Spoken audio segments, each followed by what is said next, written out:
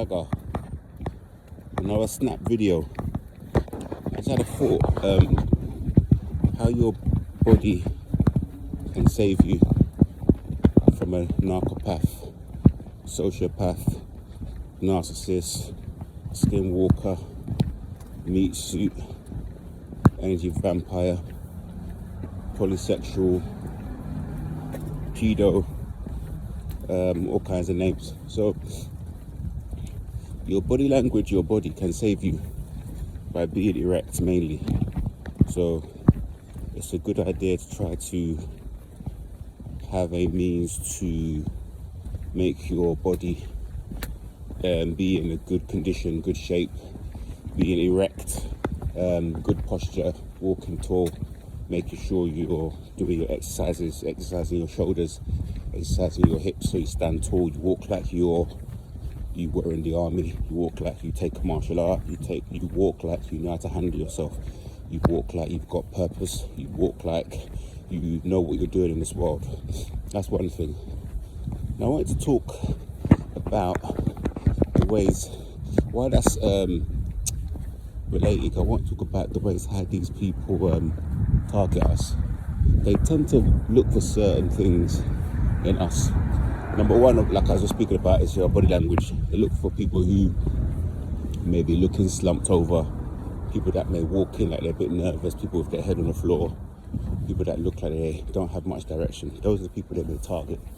And this targeting can be done from far off. It can be done from a distance. I remember occasions where I could feel someone just watching me from a distance, studying me, watching how I move, watching, the little minute details, your facial expressions. If your eyes are darting around the room, if your eyes are on the floor, try to remain calm and assertive. Having a dog helps to train that. I had a dog for many years, so when you want your dog to follow you, you would sort of be quite firm in your commands, but you'd be relaxed at the same time, you'd be confident. So that's something to work on. So being calm, assertive, and if you need to be even a bit dominant as well, start practicing these things. These are things that if you're empathic, you would need to practice, because we're not in a habit of what's going on? Doggy argument here.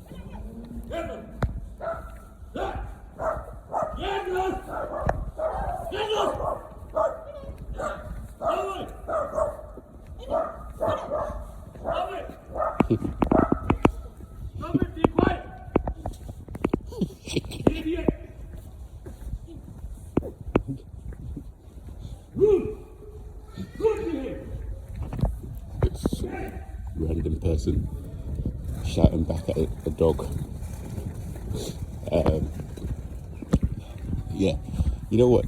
I know I changed the subject a little bit, but the dog that was barking now was a miniature Deutschland. I think that's how you say the name, Deutschland. But in my recent video, I was talking about who decides on what's hip.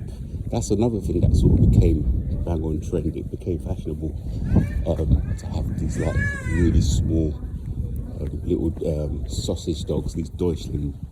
So in the comments, tell me who came up with that idea to sort of make that popular. Let me know.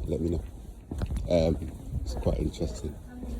So yeah, getting back to, we went off the topic. So I was talking about your eye contact. Yeah, so being calm, being assertive, moving with stillness, moving with purpose. If you're on your celibacy journey, guys, if you're on your SR journey, your eye contact will become stronger anyway, in terms of being able to hold eye contact, being calm, eating more clean, more healthy, making sure you're fueling your body with the right things. Your eyes will really come out and they'll really, shine, and they'll look nice and clean. So that's something. Another very, very big one is, a lot of people talk about, a lot of influencers talk about boundaries. Now, this boundaries one is going to be an ongoing practice, because I sometimes fall into my old patterns of sort of speaking too much, oversharing, old patterns of allowing people to step over certain boundaries I have, like turning up at your house without permission. Something you need to understand about boundaries is that when we were younger, a lot of us weren't taught boundaries. A lot of us were invaded by people. A lot of us may have gone through physical abuse, sexual abuse. A lot of us went through things, a lot of trauma. So one way to start with this is you may be higher in terms of sensitivity levels to certain stimulus, and at this level I would say this was okay.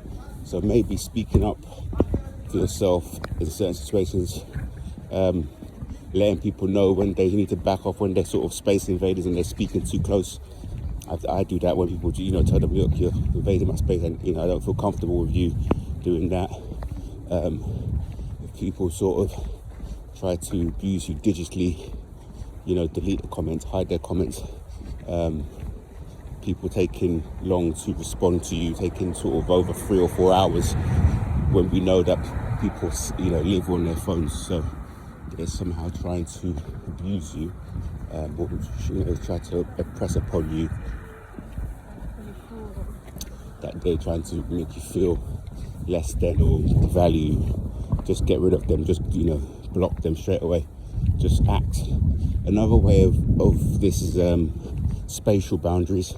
So you may be somewhere in a shop and somebody walks really close to you, or they put their hand across you, or they do something. If someone is in touching distance, I would say that's too close. If they're in touching distance to you, that's too close. But obviously, that's not always going to be applicable, because there'll be situations where you're in walking down an aisle or a narrow pathway where if you stretch your hand out, you can touch the other person.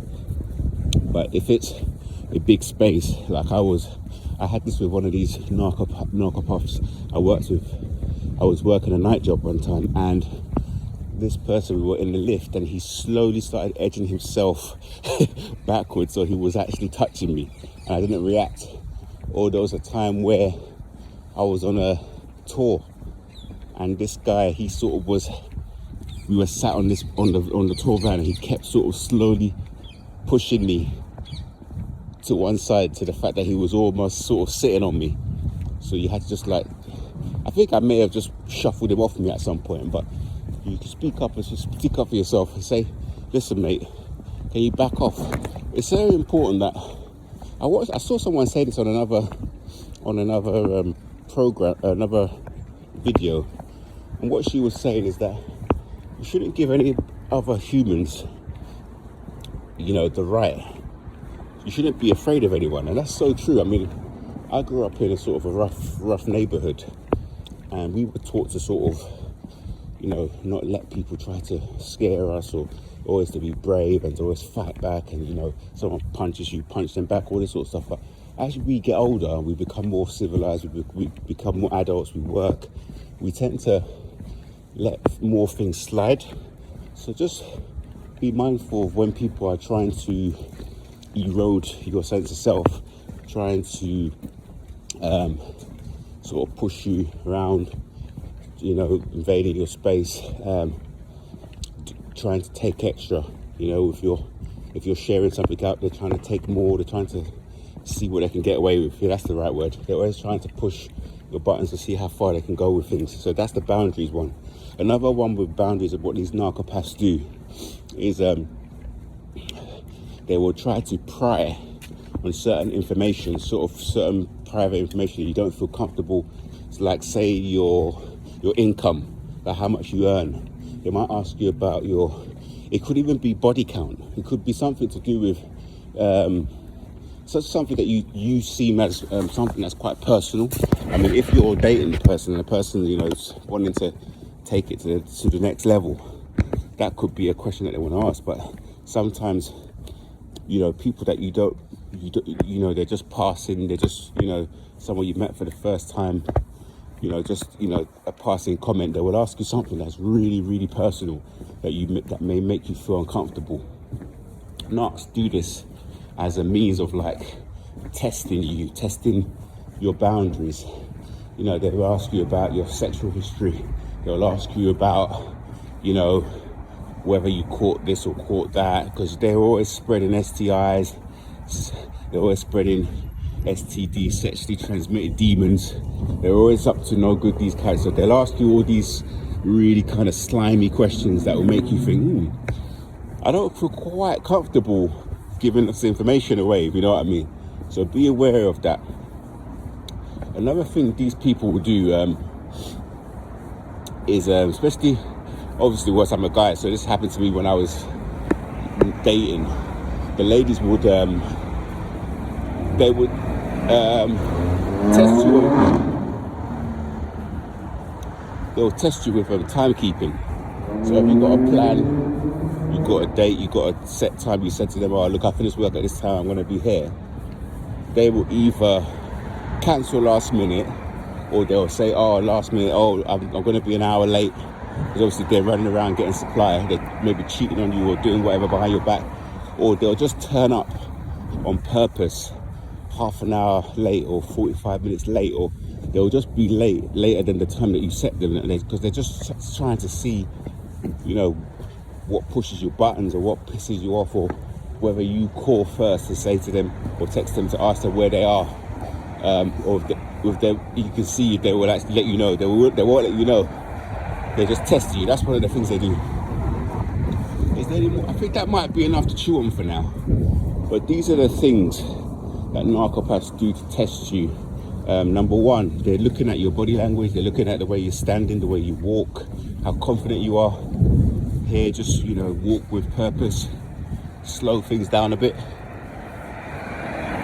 Take a pause when you're talking. Don't give off too much information.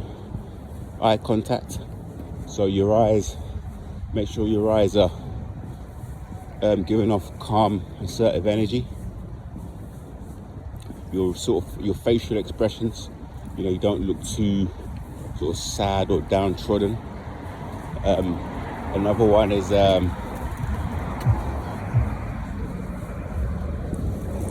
your spatial awareness, your spatial boundaries. So, getting too close to you so they can touch you, or they're walking past you too close, or coughing next to you. And the last one was asking really private questions. I had this with a family member once who was asking me something. I didn't want to give their information away, and they just carried on asking me over and over and over and over again, knowing that I felt uncomfortable. She kept asking. They wouldn't drop it. So things like this is what they do. They just can't let things go. They just have to get this answer from you. They keep going on and on and on. These people are demonic. They're playing a script. The script is usually one of kill, steal, and destroy, like their father Satan. They're looking to make you give up energy. They're looking to reduce our aura, our protection, put us in a state of distress so they can steal from us. That's one of their biggest techniques. I think that's enough for now. So I'll see you in the next one.